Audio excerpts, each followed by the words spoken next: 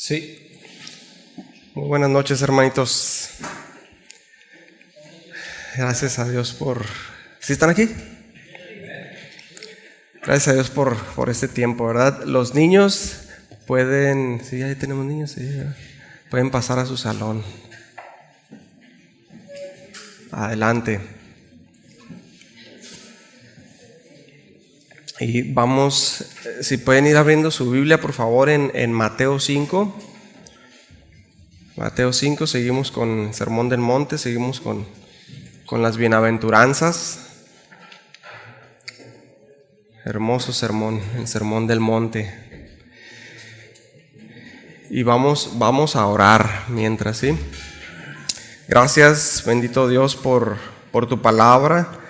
Gracias por este tiempo que nos has regalado, Señor. Gracias. Señor, eres bueno, tu misericordia es nueva cada mañana, Señor. Podemos venir todos los días a ti y presentarnos delante de ti, Señor, y tú nos ayudas, nos das tu gracia. Señor, has sido bueno, muy bueno con nosotros, y esta noche te pedimos que nos hables, Señor, a través de tu palabra, que pongas en nosotros un corazón dispuesto, Señor, para escuchar tu consejo, Señor. Pon en mí claridad, Señor, para expresar cada idea y que podamos, Señor, analizar tu palabra de una manera que te dé gloria a ti, Señor, y que podamos entenderla, que podamos aplicarla en nuestra vida, Señor, y ponerla por obra. Señor, que hables a nuestro corazón de una forma precisa, Señor, para que tú obres en nosotros, quites lo que está mal en nosotros, que nosotros podamos corregir, Señor, lo que está mal en nosotros. Ayúdanos, te rogamos, Padre, en nombre de Jesús. Amén. Bien. Pues les pido que tengan un poquito de paciencia. No es mi compu, la pedí a Bogi porque no alcancé a ir a mi casa porque estaba el arroyo ahí y no pude traer mi computadora y no le entiendo muy bien a esta. Por eso no compro yo de las Apple. No es cierto. Y disculpen que vengo en uniforme, ¿no? Pero vengo del trabajo. Por lo menos parece la del padrecito, ¿no? El uniforme. Bien. Pues espero que todos hayan escuchado todas las enseñanzas anteriores, ¿sí? Y hayan meditado en ellas, y si no lo han hecho, pues háganlo. Es necesario porque, miren, todas las bienaventuranzas están relacionadas, ¿sí? Una lleva a la otra, ¿sí? Y cada una va después de la otra, ¿sí? Es como una escalera, dijimos, ¿no? Al principio. Y la verdad que es un deleite, ¿sí, hermanos? Leer y estudiar el Sermón del Monte. Es un sermón hermoso. Y las bienaventuranzas, bueno, no sé cómo describirlo, ¿no? Una forma de describirlo sería, pues, que son así como un silbo apacible, ¿no? Como dice la palabra, las bienaventuranzas, pero a la vez son como un terremoto que quiebra las peñas, ¿no? Como fue ahí con el profeta Elías cuando estaba en el monte, ¿no? De esta forma pienso yo que puedo describir, ¿no? El Sermón del Monte, que es tan sencillo pero tan profundo a la vez, ¿no? Y es un deleite, ¿no? Realmente es alimento para nuestras almas, ¿no? Y entonces, pues, ¿con qué razón se juntaron, ¿no? Miles de personas a escucharlo hablar, ¿no? En ese monte. Incluso en otras ocasiones, durante varios días consecutivos, se sentaron a escuchar al Señor, a escucharlo hablar, ¿no? Sin comer ahí, que fue ahí cuando el Señor dijo, pues, tienen hambre, y fue la multiplicación ahí del alimento, ¿no? Porque tenían días escuchándolo, sentados escuchándolo hablar, ¿sí? Entonces, el Sermón del Monte, decíamos, es un sermón que nos enseña acerca de la verdadera espiritualidad, ¿sí? Es la base de la instrucción de lo que significa pertenecer a Dios, ¿sí? De lo que significa ser salvo, de lo que significa estar en su reino, ¿sí? Y para esto, pues el Señor puso todo el énfasis de su enseñanza en el interior del ser humano. Y esto en un tiempo en el que los judíos ponían todo su énfasis en el exterior. Sí, su religión era externa, de actos externos, de apariencia. Y ellos pensaban que Dios agradaba de eso. Sí. Dios nos libre de eso, hermanos. Sí. Ellos, dice la palabra, que ponían pesadas cargas, ¿sí? Los fariseos ponían pesadas cargas sobre los demás y ellos ni con un dedo querían levantarlas, ¿no? Por eso, pues cuando vino Cristo predicando, vengan a mí, todos los que están trabajados y cargados, y yo los voy a hacer descansar, pues se amontonaba la gente para escucharlo, ¿sí? Sedientos de Dios, sedientos de la palabra verdadera de Dios, ¿sí? Y los religiosos de ese tiempo pues crujían los dientes de coraje porque la gente ya no los escuchaba a ellos. ¿Por qué? Porque ellos hacían las cosas con una motivación errónea y su sistema religioso se había desviado de lo que Dios impartió a Moisés, ¿sí? Desde un principio. Pero pues Jesús vino a desmantelar eso, ¿sí? Juan el Bautista lo advirtió y les dijo a los fariseos y a los saduceos en Mateo 3:10: y ya también el hacha está puesta a la raíz de los árboles, y por tanto todo árbol que no da buen fruto es cortado y echado en el fuego. Sí, les dijo, den frutos de arrepentimiento, les dijo, es lo que tienen que hacer. Juan el Bautista estaba anticipando la inminente llegada del Mesías, que iba a traer juicio sobre ese sistema religioso externo, que en realidad desagradaba a Dios. Ellos pensaban que estaban agradando a Dios, pero en realidad desagradaba a Dios. O sea, qué peligroso es eso, ¿no? Y Cristo vino a poner fin a eso. Y de nuevo Él puso el énfasis en el interior. ¿Sí? No en la acción, sino en la motivación, en la actitud, y no solo en la conducta, sino en el carácter. O sea, no solo en lo que yo hago, sino en lo que yo soy. ¿Sí? ¿Cuál es mi naturaleza?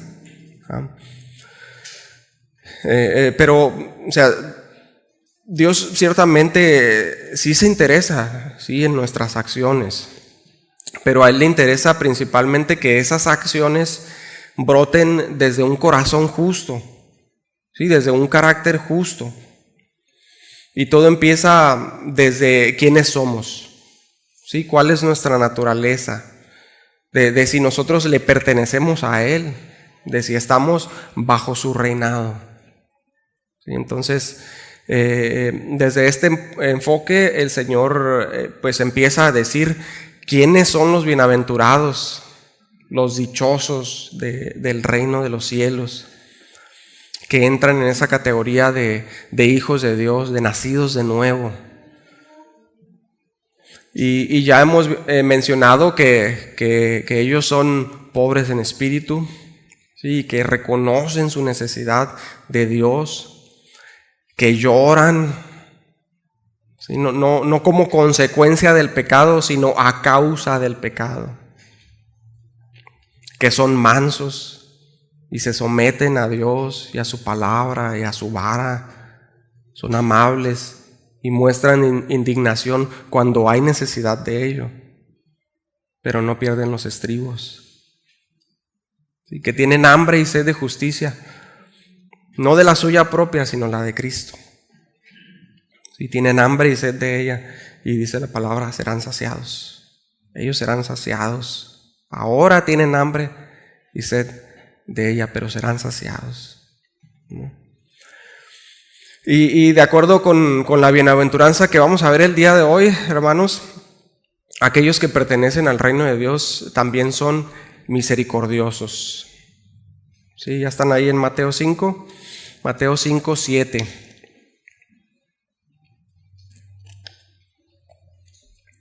Bienaventurados los misericordiosos, porque ellos alcanzarán misericordia, dijo el Señor. Bienaventurados los misericordiosos, porque ellos alcanzarán misericordia. Y esto, hermanos, cuando el Señor lo dijo, sí, o sea, quiero que piensen en el contexto. Esto era totalmente revolucionario en este tiempo. Y sobre todo en el mundo grecorromano, porque ellos admiraban la venganza, la violencia, ¿sí?, el poder de uno sobre otro, y creían que la misericordia era una debilidad. Sí, de ahí viene el dicho ese desde entonces, de esa cultura. Pensaban que mostrar misericordia hacia los que se encontraban en condiciones propensas, como esclavos, huérfanos, viudas, enfermos, pobres, era algo denigrante, y que era señal de estatus, muestra de poder y superioridad sobre los demás, el tratarlos mal, con desprecio, ¿sí? De hecho, en estas culturas ellos mataban a sus propios hijos si nacían con alguna debilidad, con alguna condición. Y fíjense, esto lo hacían ellos, ¿no?, en esa cultura. Y los judíos, en cambio, ellos predicaban la misericordia. Sí, de hecho hay dichos de rabinos en la, ¿cómo se llama el compendio de los dichos de los rabinos? ¿Alguien se acuerda? ¿Ah? Bueno, hay varios dichos de los rabinos, ¿no?, que tienen ahí los judíos, que hablan acerca de la misericordia, ¿sí? Ellos predicaban la misericordia, ¿sí? La predicaban. La cuestión es que no la practicaban, ¿sí? No la ponían en práctica, ¿sí? Peor tantito, ¿no? El Talmud, gracias, así es. Predicaban la misericordia, tenían la apariencia, ¿sí?, pero no la practicaban, ¿sí? No hacían justicia al huérfano, a la viuda, al extranjero, como los había mandado el Señor en su ley. Entonces, por eso el Señor cuando vino les dijo: hipócritas, ¿no?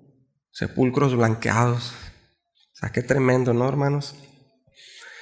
Y todo esto, hermanos, pues no es ajeno a nuestra sociedad contemporánea, ¿sí? La sociedad es cada vez más insensible al sufrimiento de otros.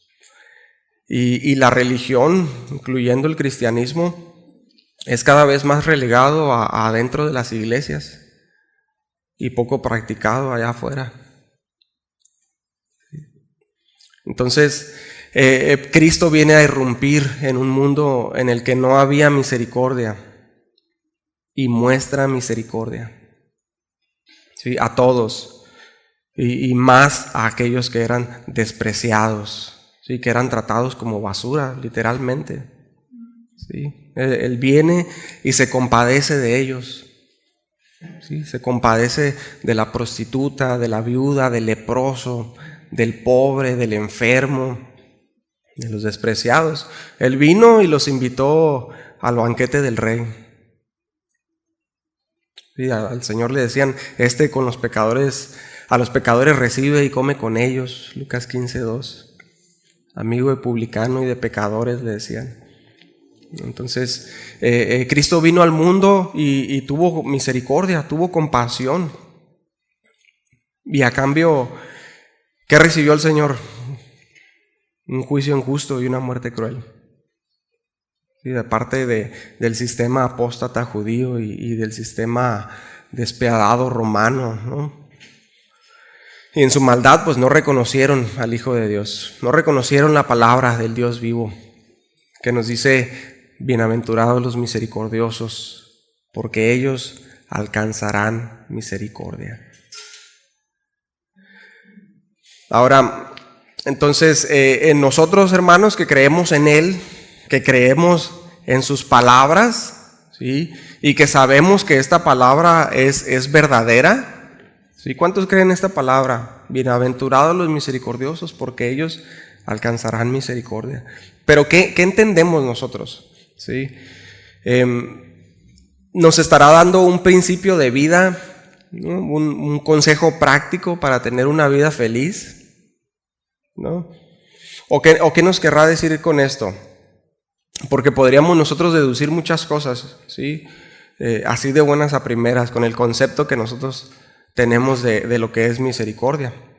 Y de hecho, pues en el mundo muchos tienen diferentes conceptos de lo que es misericordia. Tú puedes ir y preguntar allá afuera, ¿qué significa misericordia? Y te van a decir, no, pues, no sé, hacer bien, ¿no? Y compadecerse de las personas.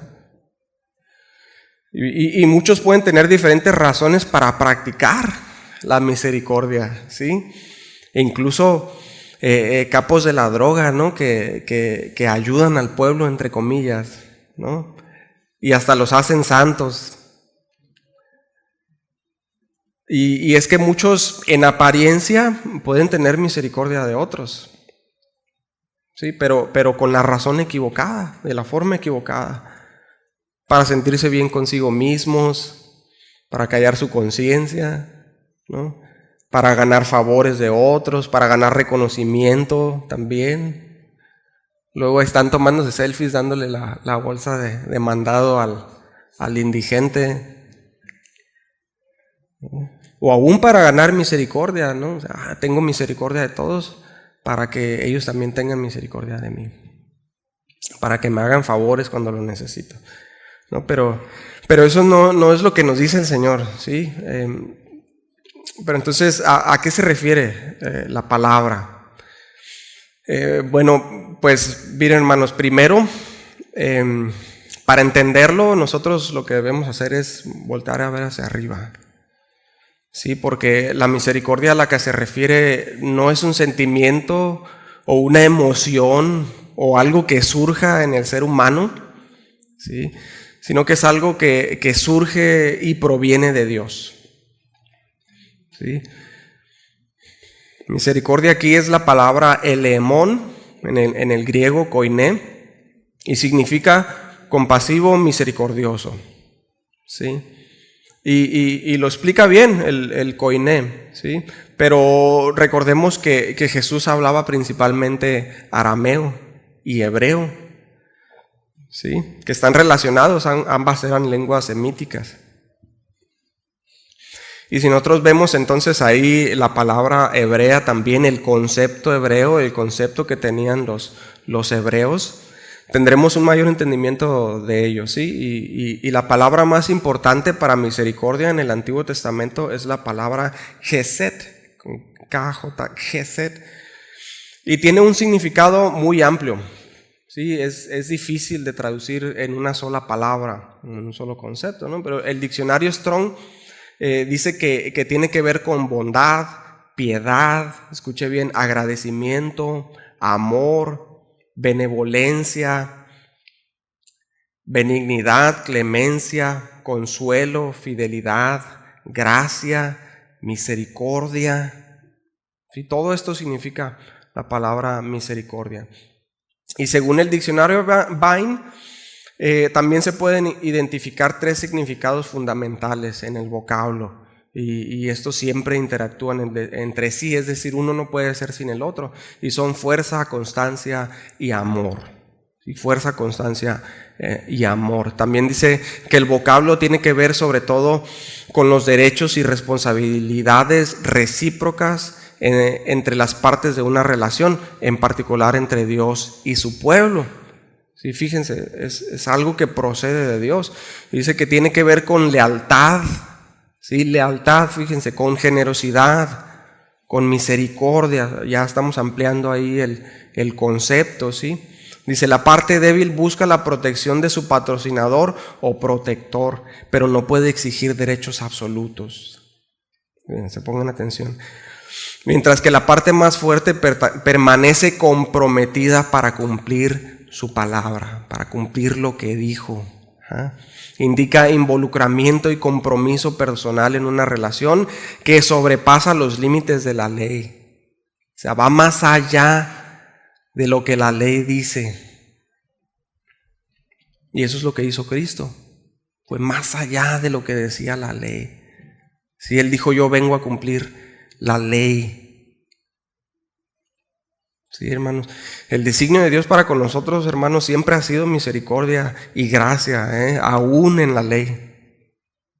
Aún en la ley. Porque muchos se preguntan, bueno, y antes de Cristo, ¿cómo era salva la gente?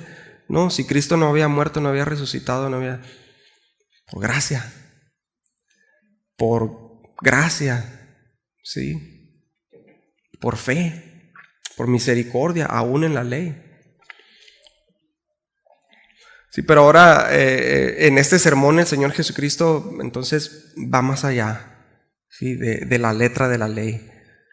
Va al corazón de ella. Va más allá del acto externo y habla al interior del corazón del hombre. Y nos dice que los misericordiosos son sumamente felices. ¿Y por qué? Porque alcanzarán la misericordia de Dios. Alcanzarán misericordia de Dios.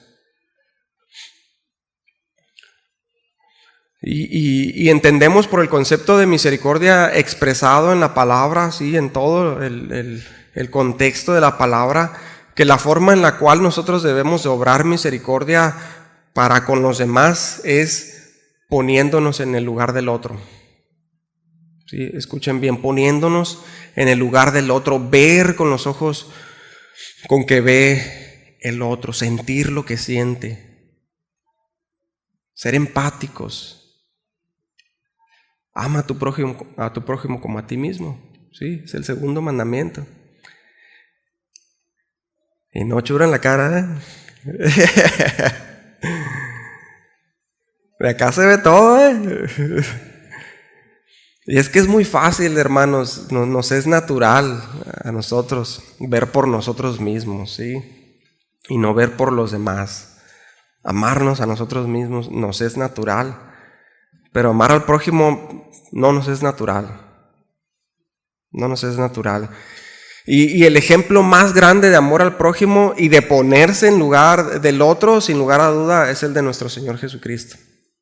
O sea, Él sí que se puso en nuestro lugar. O sea, tomó forma de hombre igual a nosotros. Se puso en nuestro lugar. Se humilló siendo Dios y tomó nuestro lugar en la cruz. Sí, nos sustituyó. Entonces, esa es la máxima expresión de misericordia, hermanos. En la cruz, ahí está.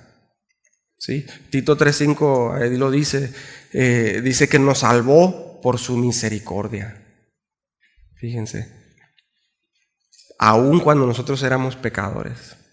¿Sí? Hebreos 4:15. Porque no tenemos un sumo sacerdote que no pueda compadecerse de nuestras debilidades, sino uno que fue tentado en todo según nuestra semejanza, pero sin pecado. ¿Sí? El Rey mismo descendió de lo alto y se puso en nuestro lugar, aunque éramos indignos, hermanos.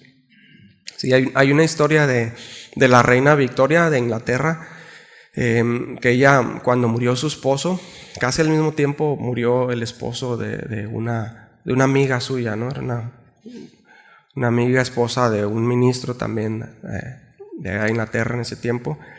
Y la reina Victoria dice la historia que fue a visitar a su amiga. Sí, su amiga estaba postrada en cama, estaba triste. Y llegó la reina Victoria y entró a su cuarto. Y esta señora se quiso levantar para hacer reverencia a la reina que entraba a su alcoba. Y la reina Victoria le dijo: no te levantes, amiga mía, porque hoy no vengo como la reina, hoy vengo como una viuda que está en duelo a visitar a otra viuda en la misma situación, ¿sí? A una amiga suya, ¿no? Y se puso a su nivel y se sentó ahí en la cama con ella y se puso a su nivel, ¿sí? Y es un ejemplo solamente, pero así lo hizo Cristo, siendo Él Rey. Siendo Él Rey, se puso a nuestro nivel. Sí, aun cuando nosotros éramos indignos. Efesios 2, del 4 al 5. Pero Dios, que es rico en misericordia, fíjense, por su gran amor con que nos amó, aún estando nosotros muertos en pecados, nos dio vida juntamente con Cristo. Por gracia sois salvos. Entonces, la gracia, fíjense aquí, la gracia es una expresión de la misericordia. Una expresión de la misericordia de Dios, al igual que lo es el amor, al igual que lo es el perdón y al igual que lo es la justicia. Y estos son inseparables. Sí, como en la historia del rey que perdonó una gran deuda a su siervo. Lo perdonó, ¿por qué? Por gracia. Por gracia lo perdonó, por amor. Y por misericordia lo absolvió del castigo. ¿Sí ven la diferencia? Por gracia lo perdonó por amor y por misericordia lo absolvió del castigo. Pero no lo absolvió de nuevo cuando éste no mostró misericordia con su consiervo, sino que fue justo. ¿Sí? Entonces la misericordia va de la mano con el amor, con la gracia, con el perdón. Pero no puede ser negligente ante la justicia, ante la injusticia, perdón. Por eso es que Dios, para mostrar su misericordia, tuvo que hacer justicia, pero la descargó sobre su Hijo, ¿sí? En la cruz. Entonces, el que muestra misericordia es porque primeramente Él mismo ha recibido misericordia de parte de Dios a través de Cristo. Y por eso el primer mandamiento es: amarás al Señor tu Dios por sobre todo, y con todo tu ser. Y aunque el misericordioso en cambio reciba persecución por causa de la misericordia, que así es, ¿sí? Por causa de la justicia, no deja de tener misericordia. Sí, esto lo vamos a ver más adelante en la serie. Porque el misericordioso tiene misericordia aún de sus enemigos. ¿Por qué? Porque sabe la terrible miseria que le espera a causa de sus obras. Y desea que se arrepientan y conozcan la verdad, todos aquellos que le hacen mal. Así como José, que tuvo misericordia de sus hermanos, aunque lo vendieron a Egipto. Y como David tuvo misericordia de Saúl y no lo mató cuando tuvo la oportunidad. 2 veces tuvo la oportunidad de... Ahí lo tuvo cerquitas. Y no lo hizo, aunque Saúl lo estaba buscando para matarlo. Sí, entonces, en un mundo sin misericordia, hermanos, donde todos ven por lo suyo propio, Dios deposita a los ciudadanos del reino para impartir misericordia. ¿Por qué? Porque ellos ya han recibido misericordia primero. Sí, en todos los aspectos han recibido redención, justificación, santificación y la promesa de la glorificación. ¿Qué más misericordia? Sí, misericordia y gracia. La gracia, hermanos, es entonces el fundamento en el que descansan las bienaventuranzas. Y la gracia de Dios es la que enseña al hombre a ser misericordioso y le da la promesa de que alcanzará misericordia. Sí, porque fíjense, ojo, no es por ser misericordioso que se alcanza misericordia, no lo entendamos de esa forma. Y porque recuerden que hemos dicho que con las bienaventuranzas el Señor no nos está diciendo cómo vamos a ser salvos, ¿sí? Sino que nos dice quiénes son los salvos. Y entonces sería un error pensar que siendo misericordioso es como obtendré misericordia. No es así. Por eso es que las bienaventuranzas están ligadas, fíjense. El misericordioso, según la palabra, es misericordioso porque ha recibido misericordia, porque ha recibido gracia y porque en primer lugar ha entendido su propia pobreza de espíritu, que es la primera bienaventuranza, ¿sí? Ya ha entendido su propia ruina espiritual y llora por su pecado. Sí, ya la gracia le ha justificado y ha recibido un corazón nuevo que es capaz de ser también manso, de tener hambre y sed de justicia y de tener misericordia. Sí, una lleva a la otra.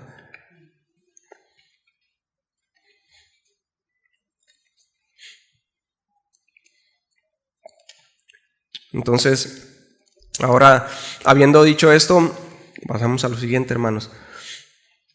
¿Cómo es que yo puedo impartir la misericordia que se me ha impartido ya? ¿Sí? ¿Cómo es que yo puedo ser misericordioso? Bueno, pues esta es una pregunta, hermanos, cuya respuesta es muy amplia, ¿sí?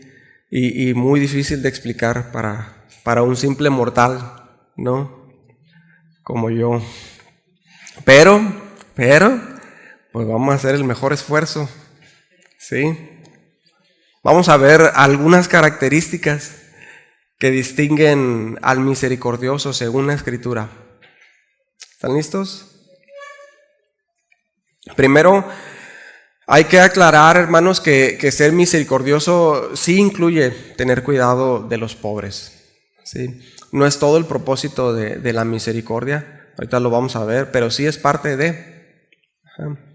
El Señor nos puso ejemplo, Él se compadeció de los pobres. Y de hecho ahí la palabra que se usa, la palabra, ya lo vimos anteriormente, pues es una palabra que significa mendigo, ¿no? Alguien que no tiene absolutamente nada. Y muchas veces la Escritura habla acerca de cómo Dios se compadece de los pobres. Ya vimos ahí el caso de Lázaro, ¿no? El mendigo. Dice que él fue, ¿no? Con la presencia del Señor. El Señor tuvo misericordia de él. Y entonces sí nos habla acerca de compadecerse de los pobres. Pero a veces nosotros pues no lo vemos así, ¿no? A veces vemos la necesidad, ¿no? Y somos indiferentes. O a veces decimos, ¿no? Pues a los pobres siempre los tendremos, ¿no? Dijo el Señor. Bueno, el Señor sí dijo eso, ¿no? A los pobres siempre los tendrán. Pero primero, fíjense, hay que entender el contexto, el sentido de este dicho, porque el contexto en el cual el Señor dijo esto es en un contexto en el que precisamente el Señor veía la intención del corazón de los que estaban presentes en ese momento cuando Él dijo eso, ¿sí? ¿Por qué? ¿Qué pasó ahí? Algunos se indignaron y estaban criticando. Fue cuando María derramó el perfume a los pies del Señor y le ungió los pies. Y algunos la estaban criticando por derramar un perfume que era sumamente costoso a los pies de Cristo. Pero ella lo hizo como un acto de adoración, ¿sí? Lo hizo de corazón. Pero la estaban criticando por no dar el precio de ese perfume a los pobres, ¿sí? Y pareciera algo piadoso, pero su motivación de ellos de indignarse, pues no era buena, sí, era perversa. Y el principal crítico ahí, el que dijo algo, era ladrón y era avaro, ¿no? Sacaba ahí el 2 de abastos, le decían, el que sacaba de la bolsita así, ¿no? Era ladrón y era avaro, ¿sí? Y si a él le hubieran importado los pobres, pues tendría muchas oportunidades para hacerlo, porque ellos siempre estarían presentes, ¿sí? A eso se refería el Señor. Y María ya lo había entendido. Ya había entendido que la devoción a Cristo era superior, era prioridad en ese momento. Sí, ella pudo identificarlo. Y fue y compró un perfume de nardo puro en un frasco de alabastro para preservar el aroma de muchísimo costo y ungió los pies del Señor. porque el cordero iba a ser sacrificado. Ya lo había dicho el Señor. Y ella lo entendió y lo estaba preparando para su sepultura, de la forma que se prepara a un rey, pero aún con más devoción y reverencia que si fuera para un rey terrenal. Tanto que el Señor dijo de ella, todos la van a recordar por esto. Entonces, por eso es que el Señor dijo, a los pobres siempre los tendrán. Pero el Señor, pues sí se preocupaba por los pobres, claro que sí. ¿No? Pero en ese momento era la prioridad, la adoración, sí, y lo que ella hizo en ese momento. Y Dios vio el corazón. Pero el Señor sí se preocupa por los pobres, claro que sí. Pero sabe que su pobreza no es su principal problema, ¿sí? Sino que es la necesidad de Cristo. Pero ningún misericordioso, hermanos, se olvidaría de los pobres y de los necesitados. Porque, ¿qué dice la palabra? Fíjense, si alguno ve a su hermano tener necesidad y cierra contra él su corazón, ¿cómo mora el amor de Dios en él? Y pregunta acertadamente el apóstol Juan en 1 Juan 3:17. Entonces, Juan ya lo había entendido también. Por eso, hermanos, pues debemos compadecernos, ¿no? de los que tienen necesidad. Pero debemos pedir sabiduría a Dios para esto, hermanos, ¿sí? Para no caer en subsidiar negligencias, ¿sí? Porque hay quienes aprenden a vivir de la piedad, ¿sí? Pudiendo trabajar, pero no queriendo. Y de esto es que dice la palabra, pues el que no quiera trabajar, tampoco coma, ¿no? Según a Tesalonicenses 3:10. Porque luego pues hay quienes sí trabajan, pero son negligentes en su trabajo, hermanos. ¿Sí? Faltan por cualquier cosa, llegan tarde, desperdician las cosas en el trabajo, rompen las cosas y no dicen nada, ¿no? O luego andan gastando su salario en cosas que no necesitan. Lo desperdician en cosas que no necesitan, que son innecesarias. Y luego andan batallando y van y se endeudan con los usureros, ¿no? Y ahí andan trabajando para pagar deudas e intereses. Y luego van y le piden a los hermanos y no pagan, ¿no?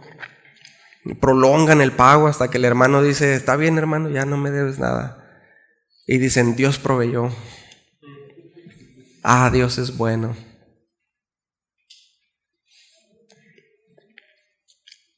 Cuando deberían más bien de trabajar diligentemente, ahorrar, administrar bien el recurso, programar sus pagos, pedirle a Dios sabiduría, confiar en el Señor, en la provisión, sí, pero no de una forma negligente, porque hay quienes dicen, no hacen nada de esto y dicen, el Señor proveerá, ¿no?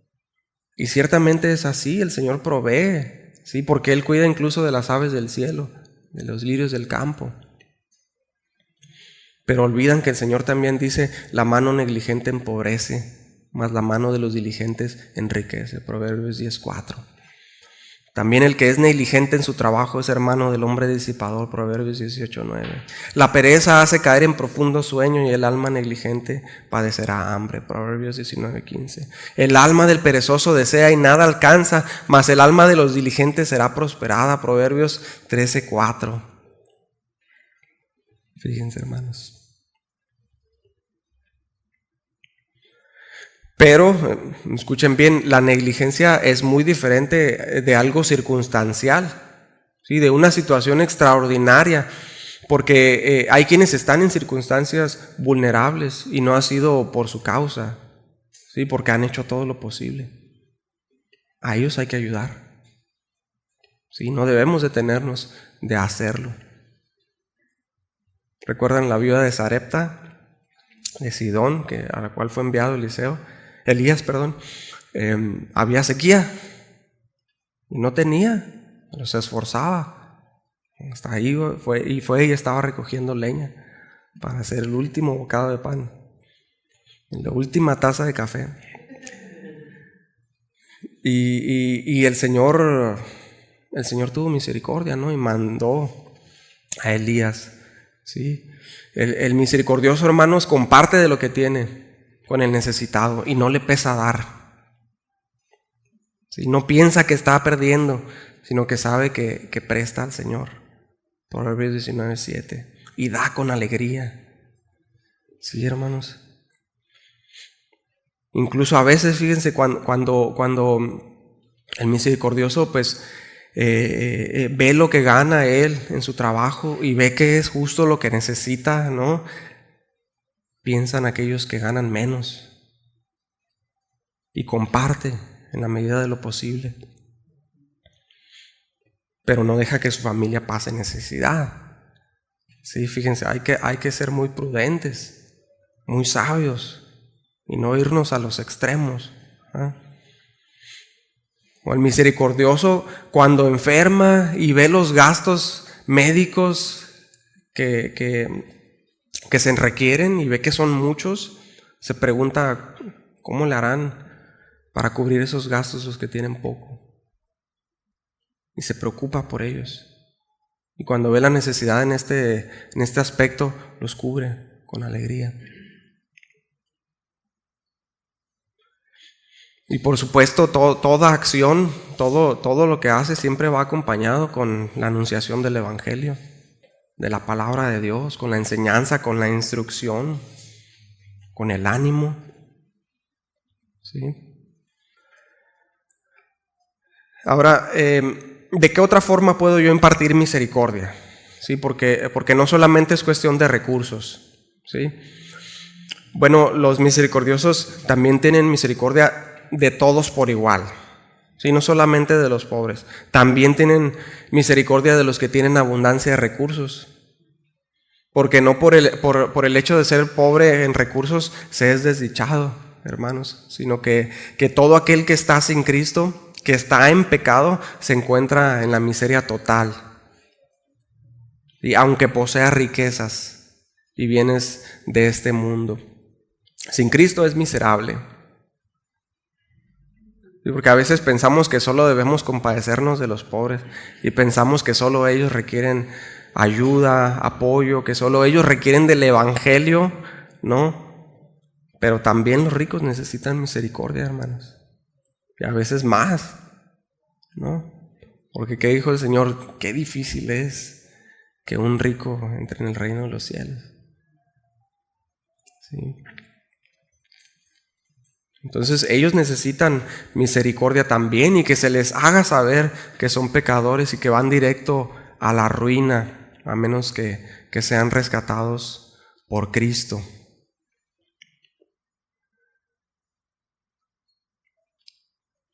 ¿Pudieran apoyar con el piano? Todavía no vamos a terminar, pero para que se ambienten.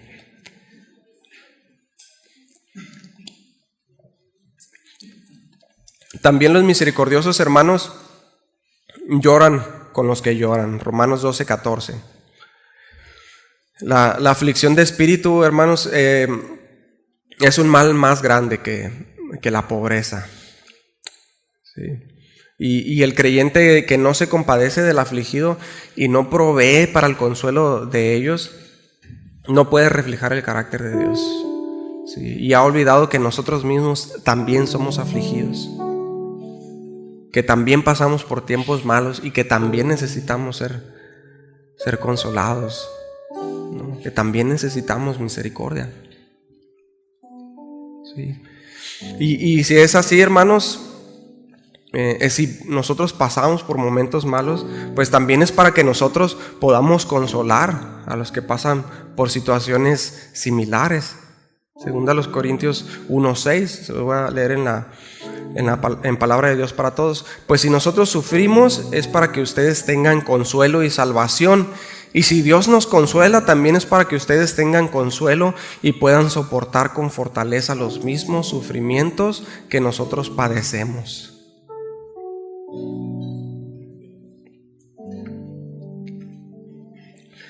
El misericordioso también, hermanos, perdona.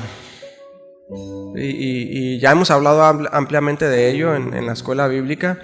Si no lo escuchó, pues escúchelos. Pero no quisiera ser redundante, pero el misericordioso está íntimamente ligado.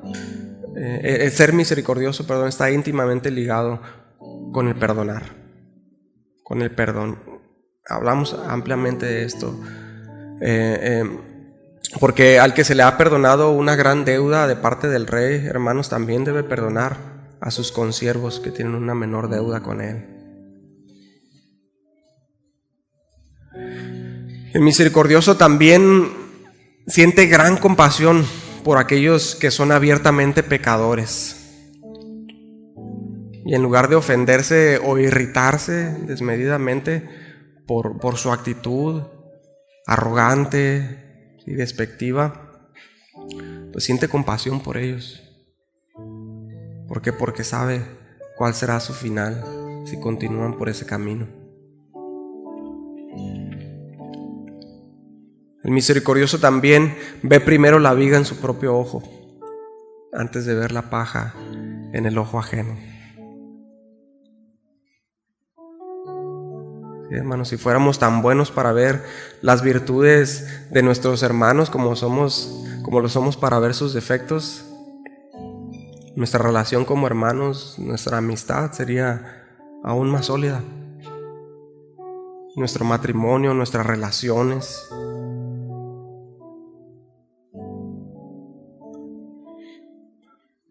También el misericordioso no detiene la reprensión para con su hermano. Y cuando ve que hay necesidad de amonestar al hermano, el misericordioso lo hace. Pero lo hace por amor y en amor, entendiendo su propia debilidad. Entendiendo que él mismo también necesita ser amonestado a veces. Y que debe recibir la amonestación.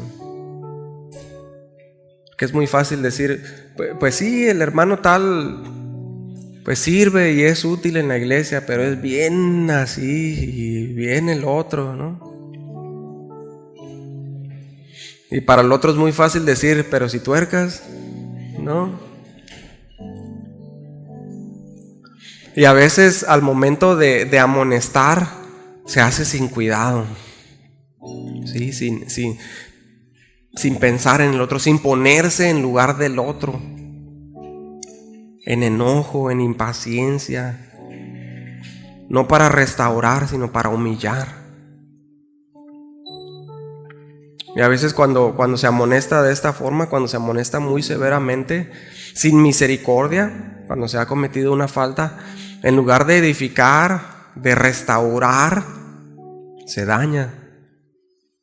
Sí, se marca al hermano, se estorba al crecimiento, al proceso de madurez del hermano. Pero cuando se hace en amor, ¿sí? Y buscando la restauración con instrucción, con oración. Si amonestamos como padre a hijo, como el Señor lo hace con nosotros, pues eso sí tiene fruto. Eso sí lleva fruto, hermano. Porque hasta los santos más penitentes tienen errores, tienen pecado. Y siempre que nosotros vamos a amonestar a alguien, empecemos así, por eso, en amor. Pero no veamos primero el defecto de nuestro hermano y veamos su virtud. Porque el Señor se glorifica en ello, hermanos. Porque si algo bueno tenemos nosotros, proviene de Él. Proviene del Señor. Sí, pero que no seamos de los que señalan al hermano por cualquier error. O si el hermano se extravía, pero luego regresa a casa, que no seamos como el hermano del hijo pródigo. No, al principio. Sino que seamos de los que le reciben cuando vuelve a la casa del Padre. Que hagamos fiesta, porque lo que se había perdido ha sido hallado, y lo que estaba muerto vive ahora. El misericordioso también no olvida ser misericordioso con sus hijos y con su esposa. Porque a veces podemos parecer muy piadosos allá afuera, ¿no? O acá. Pero ser despiadados en nuestra casa, con nuestra familia. Y esta no es la misericordia que proviene del Señor. Incluso podemos llegar a ser negligentes con nuestra familia y no instruirlos en los caminos del Señor. O dejando a nuestros hijos exponerse a tentaciones que ni nosotros mismos pudimos soportar en nuestra juventud. Y decimos, están en las manos del Señor. Somos perezosos, negligentes para enseñarlos, para corregirlos, para instruirlos. Pero el Señor nos manda en su palabra a dar nuestra vida por nuestras esposas, como varones, a instruir noche y día a nuestros hijos, en la mañana, durante el camino, en el día y en la noche, y corregirlos con sabiduría y con amor, instruirlos. Y que nuestra misericordia no los deje desprovistos de esto, hermanos. O también a los que tenemos gente a nuestro cargo, hermanos, en el trabajo, debemos de interesarnos por ellos, por sus familias y por sus situaciones, por sus necesidades. No debemos verlos como mera mano de obra, sino ver por su bienestar y hablarles de Cristo. Eso también es misericordia.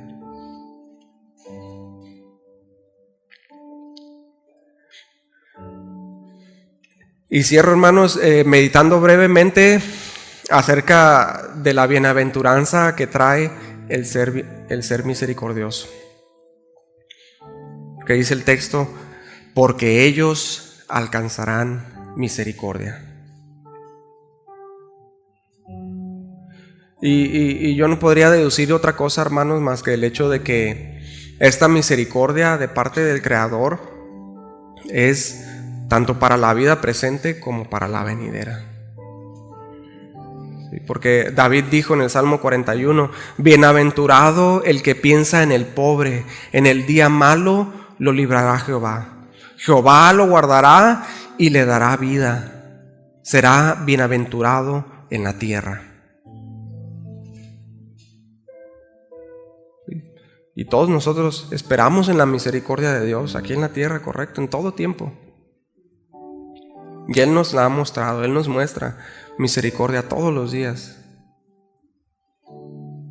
¿Por qué? Porque sus misericordias son nuevas cada mañana, hermanos. Sin lugar a duda. Pero para extraer el significado total del texto, es necesario decir que la misericordia del Señor es desde la eternidad y hasta la eternidad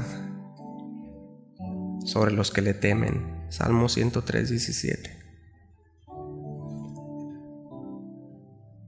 Siempre es la misericordia del Señor.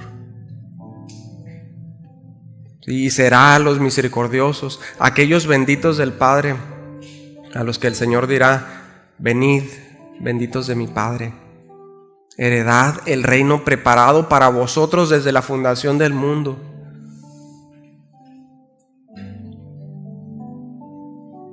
Porque por cuanto lo hicieron por mis hermanos más pequeños, por cuanto hicieron todas estas cosas por mis hermanos más pequeños, por mí lo hicieron. De manera que la misericordia de Dios, hermanos, ya ha sido dada a nosotros, los que creemos, porque hemos sido salvos. Nos la sigue dando hoy y todos los días. Nos la seguirá dando mañana. Y nos seguirá dando su misericordia por toda la eternidad.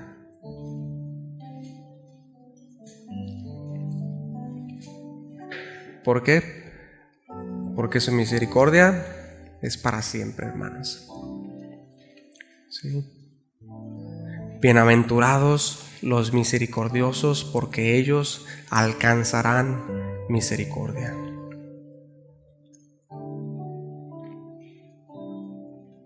Vamos a orar, hermanitos.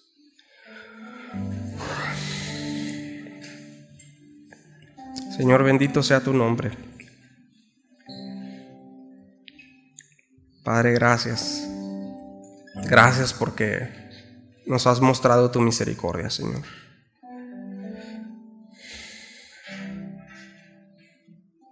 Gracias, Señor Dios. Ayúdanos a entender nuestra pobreza espiritual. Señor, ayúdanos a ser pobres en espíritu. Ayúdanos a ser misericordiosos, Señor. Porque tú nos has mostrado misericordia. Ayúdanos a nosotros a ser misericordiosos, Padre. Porque dice tu palabra que los misericordiosos son bienaventurados. Ayúdanos, Padre, necesitamos realmente de ti, necesitamos de tu Espíritu Santo, necesitamos de tu guía. Señor, necesitamos que nos recuerdes todos los días con tu Espíritu Santo tu palabra,